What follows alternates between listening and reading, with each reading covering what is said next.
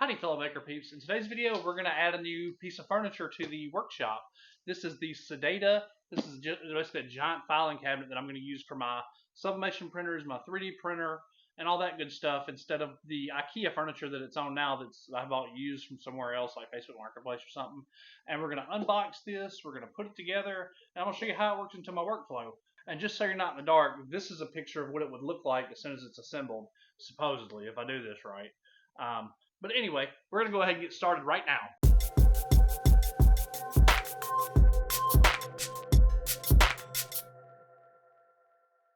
First, we start unboxing. The cabinet comes in 2 boxes. They're very heavy, with both boxes weighing in at around 112 pounds total. The packaging's great and everything was well protected. I unpackaged both boxes and gave myself plenty of room to work in my living room floor. The first step is assembling the drawers. The drawers are very well built and use cam locks to hold everything together, which works pretty well. They have a slot cut in the sides of the drawers, and the drawer bottom fits in very nicely. The drawer slides also have a nice feel, but those come later. Alright guys, first drawer is assembled. It does have a lock and all that. Really simple lock. It just pushes the piece up. Overall, it's a very nicely built, almost like a particle board, but it's pretty nice. Very easy to assemble. It has the cam, I call them cam nuts, but they just grip the screws and pull it all together. Overall, super easy to assemble, super strong. I'm gonna take a quick pause for some lunch, and we're gonna resume in a minute. Afterwards, I built the second drawer. It went together well with no surprises. I went ahead and mounted the drawer slides to the drawer. Pay special attention to the lettering on them. I accidentally put one on incorrectly, which was easy enough to fix, but kind of annoying. After that, add handles and it's good to go. With those being built, I moved them out of the way so I could start on the main cabinet.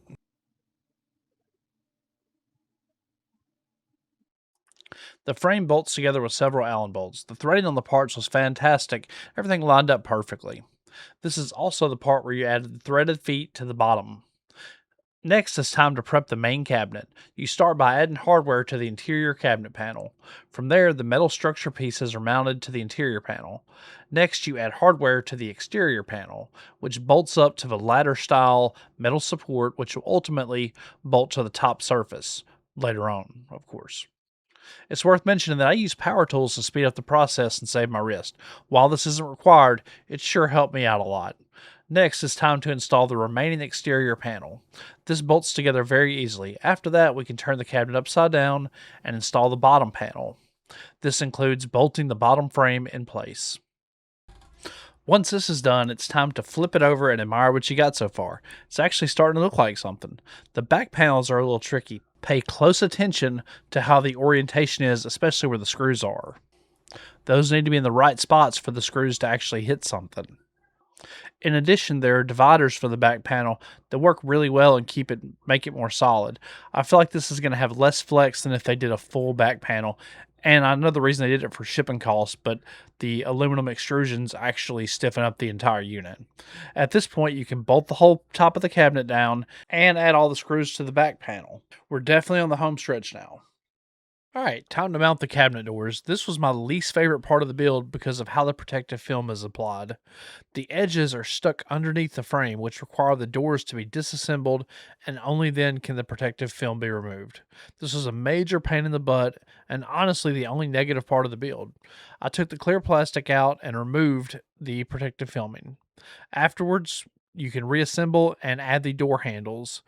The doors are mounted to the cabinet with spring-loaded pins that make door installation an absolute breeze. Just slide it in and then slide the other end at a little bit of an angle, and it'll just pop right into place, and it's lovely.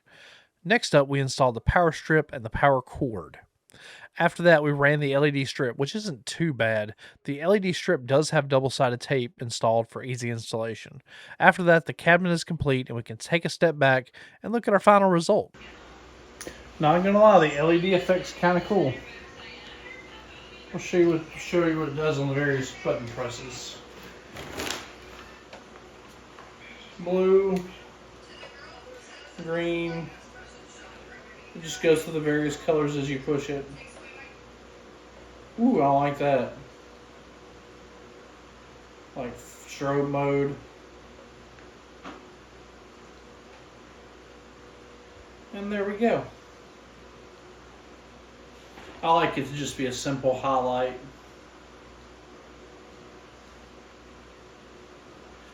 And yeah, it goes through all the various effects. Really cool. And you just hold it down and it'll turn it off. Super duper cool. Sorry guys, this is it. I still got to take off the clear plastic for this other thing, the translucent plastic. Kind of wish I'd have left it on, it would look sick glowing. But yeah, this is it. It's a little late, but we're done. All the LEDs are in place. All the drawers, the locks. I went ahead and just put the extra hardware in these two. Overall, it's really pretty solid. Power's hooked up and everything, but I mean, overall, it looks great. Can't wait to get all my stuff on there. It'll look fantastic. So, all right, guys and girls, that's how we build it. Overall, I really want to thank SEDETA for sending me this to try out. The 3D printer, and laser printer are going to look fantastic on it. Everything's really high quality. The doors are nice. The drawers are nice. Overall, it went together very well, nice and strong. We're going to go ahead and get it set up in the final place for it.